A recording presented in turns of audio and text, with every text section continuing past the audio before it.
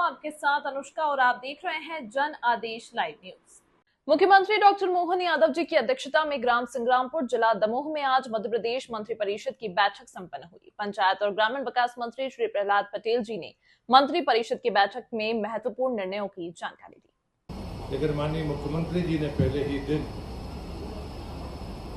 लोक माता अहिल्याबाई जी के उस पुरातन शस्त्रागार से पूजन करके एक घोषणा की है कि दशहरा इस बार लोक माता अहिल्याबाई के नाम पर होगा और सभी मंत्री या तो अपने प्रभार के जिले में होंगे या अपनी विधानसभा में होंगे। हमारे सभी विधायक और सांसद जिला मुख्यालय में जहां भी शस्त्रागार होगा वहां जाकर दशहरा का पूजन करेंगे और ये दशहरा लोक माता अहिल्याबाई को समर्पित होगा। शक्ति अभिनंदन अभियान जो 2 अक्टूबर से 11 अक्टूबर तक चल रहा है, उसका विकास खंड से लेकर ग्राम स्तर तक एक विधिवत कार्यक्रम मध्य प्रदेश सरकार ने तय किया है। पहले बार में संवाद कार्यक्रम होंगे जिसमें कहानियां, रोजगार, व्यवसाय, महिलाओं की उद्यमिता को लेकर जितने भी हमारे महत्वपूर्ण विषय होंगे इस पर एक संवाद कार्यक्रम होगा। बालिकाओं के प्रशिक्षण हेतु जो सेफ्टी बात है, सशक्त वाहिनी पंजीयन, ये इसका दूसरा चरण होगा। मानसिक स्वास्थ्य संवेदी कार्यक्रम जिसमें विकास और महिला भागीदारी पर चर्चा होगी। बालिकाओं के द्वारा मार्शल आर्ट का प्रदर्शन और सकारात्मक पुरुष भागीदारी पर चर्चा, ये उसका चौथा बिंदु होगा। साइबर सिक्योरिटी एक बड़ी चुनौती है, इसलिए सोशल मीडिया सिक्योरिटी पर प्रशिक्षण होगा कि मैं निडर हूं। इस स्लोगन के साथ बालिकाओं का दृष्टिकोण सोशल मीडिया कैंपेन के द्वारा पूरे राज्य में चलाया जाएगा। शक्ति संवाद समस्त थानों से जो हमारे महिला सुरक्षा कर्मी है वो ऐसे स्थानों पर जहां पर कोई सघन आबादी हो या गतिविधियां हो वहां पर वो बाकायदा इस पूरे सप्ताह में अपने प्रदर्शन को वहां पर जारी रखेंगी। सागर में एक इन्वेस्टर्स मीट, जो क्षेत्रीय इन्वेस्टर्स मीट माननीय मुख्यमंत्री जी ने तय की है, पूरे राज्य में लगातार ये जारी है। भोपाल के बाद जो लगातार जबलपुर और अन्य जगह पर हुई है, तो सागर अभी तत्काल में जो इन्वेस्टर्स मीट हुई है उसमें 3500 से अधिक प्रतिभागियों ने भाग लिया है।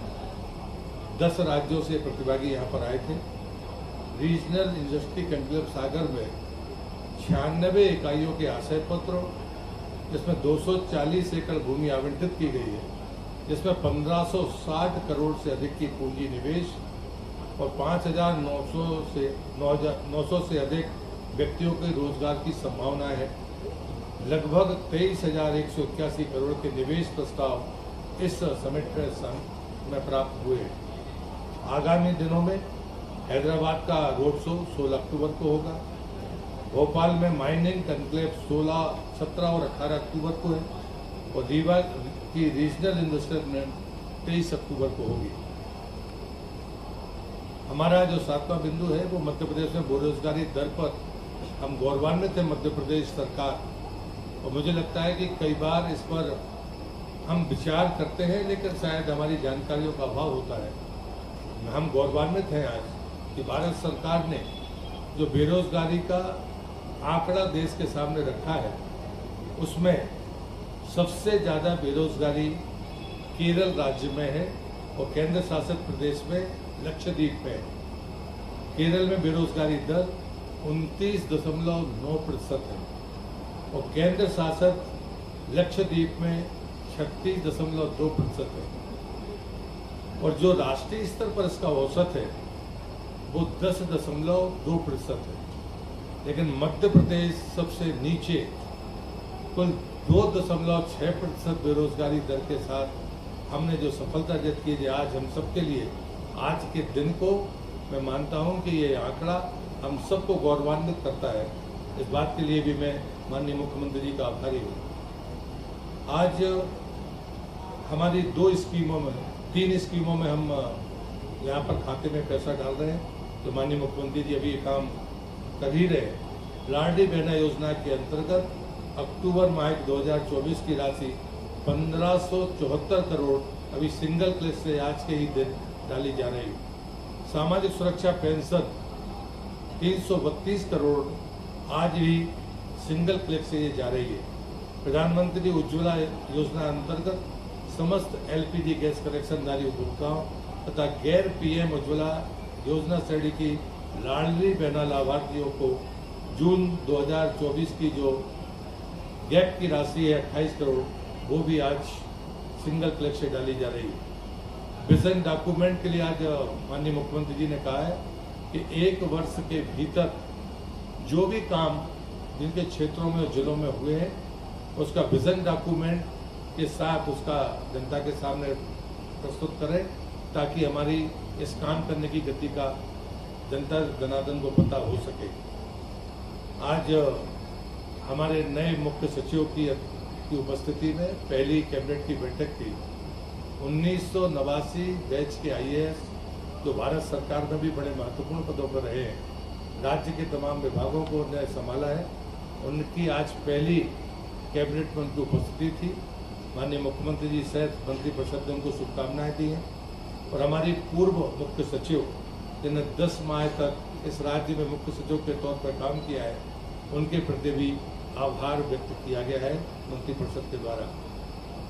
आज वीरांगना रानी दुर्गावती की जन्म जयंती के दिन जो हमारी एक महत्वपूर्ण योजना है, उसका नाम रानी दुर्गावती जी के नाम से श्री अन्न प्रोत्साहन योजना।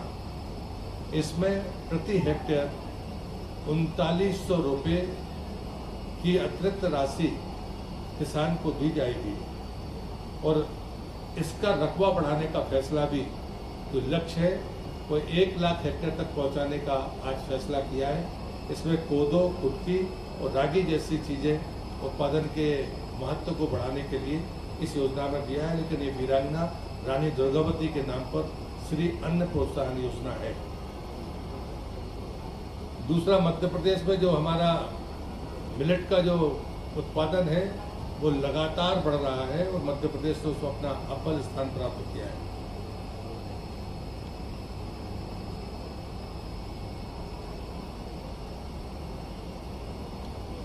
सहकारिता विभाग में मध्य प्रदेश एक बात के लिए और जाना जाता है कि हम 0% ब्याज की दर पर किसान को कर्ज देने का काम करते हैं। और इस बात का भी आज मंत्रिपरिषद ने आज ही के दिन फैसला किया है कि हम इस योजना को जारी रखेंगे और इसमें एक अंश भारत सरकार देती है और एक अंश मध्य प्रदेश सरकार देती है।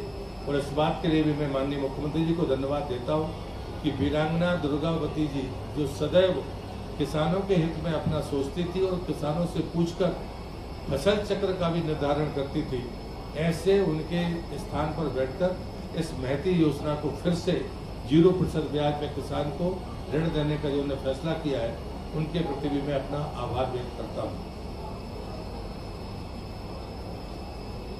पिछड़ा वर्ग तथा अल्पसंख्यक कल्याण विभाग, हमारे घोषणा पत्र में हमने तमाम अल्पसंख्यक अन्य समाजों के बोर्ड बनाने की बात कही थी और उसी के तहत अभी 20-25 दिन पहले माननीय मुख्यमंत्री जी ने जैन समाज के लोगों को जो आश्वासन दिया था, इतने कम समय में उसको पूरा किया है। ये हमारे घोषणा पत्र का मुद्दा भी था, जिसमें एक अध्यक्ष होंगे और 2 सदस्य होंगे।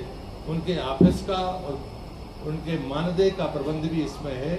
और साथ में ये भी मुख्यमंत्री जी ने घोषणा की है, क्योंकि जैन समाज में दिगंबर जैन समाज है और श्वेतांबर जैन समाज है, तो 2 वर्ष दिगंबर जैन समाज के अध्यक्ष होंगे का कार्यकाल होगा और 2 वर्ष श्वेतांबर जैन समाज का कार्यकाल होगा। ये महत्वपूर्ण फैसला आज कैबिनेट में लिया गया।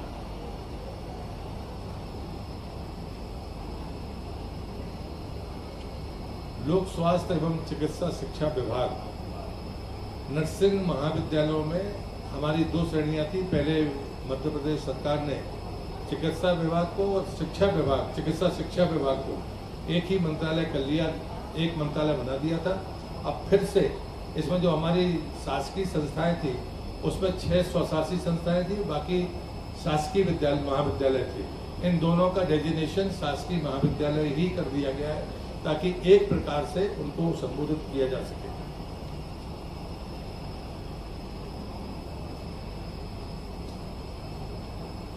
अंत में हमारे जो दमोह के लोग होंगे, वैसे तो राज्य के लिए भी ये बहुत महत्वपूर्ण है कि दमोह जिले में एक हवाई पट्टी है जिसका राजस्व का जो टाइम था लीज का वो समाप्त हो गया और अब वो मध्य प्रदेश सरकार की संपत्ति है। आज सैद्धांतिक सहमति हमारे कैबिनेट ने मंजूर की है कि हम उसे उन्नत करके हवाई पट्टी बनाएंगे। इस बात के लिए भी मैं माननीय मुख्यमंत्री जी को धन्यवाद देता हूँ। दूसरा, रानी दुर्गावती संग्रहालय मदन महल किले के चारों तरफ जो पहाड़ी है उसको भव्य रूप से बनाने का फैसला मध्य प्रदेश सरकार ने किया है। साथ में चूंकि सारी चीजें उसमें जुड़ जाएं, उसके और भी विस्तार तरीके से विचार हो, इसमें माननीय मुख्यमंत्री जी की अध्यक्षता में एक समिति बनी है ताकि सारी बातों को उसमें लिया जा सके।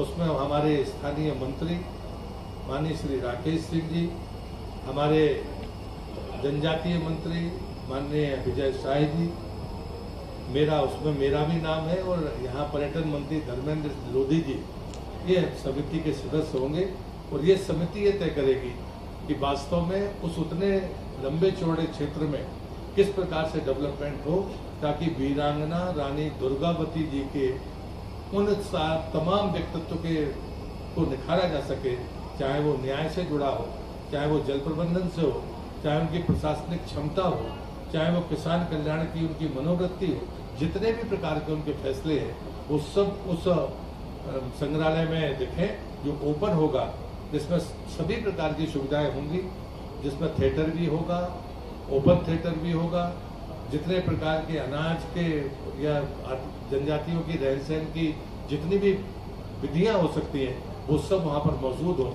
इस बात के लिए माननीय मुख्यमंत्री जी की अध्यक्षता में इस समिति का निर्माण किया है ताकि वो जल्दी इस बात को आगे बढ़ाकर उसको भव्यता और दिव्यता प्रदान कर सके।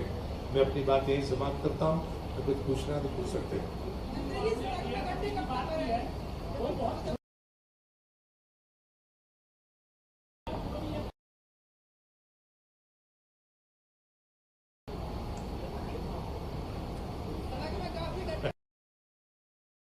रिपेयरिंग में शुरू हुई, बाकी एनएच बना ही देगा।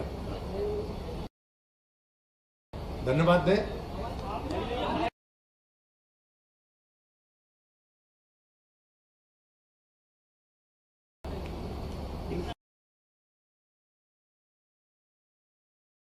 सैद्धांतिक सहमति बनी है, जब वो बन जाएगी तो उसके बाद आपको शेड्यूल पता चल जाएगा कि कौन उतरेगा।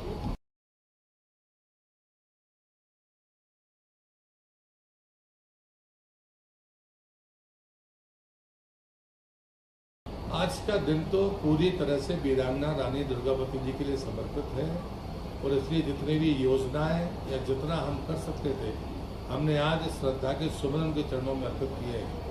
और जो हमारे जनप्रतिनिधि थे, हम लोगों ने माना कि हवाई पट्टी के उद्धार के बारे में आगे बढ़ना चाहिए, तो उस पर सैद्धांतिक सहमति उन्हें दी है। तो मुझे लगता है कि ये और पर्यटन की दृष्टि से जो रानी दुर्गावती के इस पूरे क्षेत्र में होना है उसके लिए बाकायदा एक रोड मैप है। बहुत धन्यवाद सबको।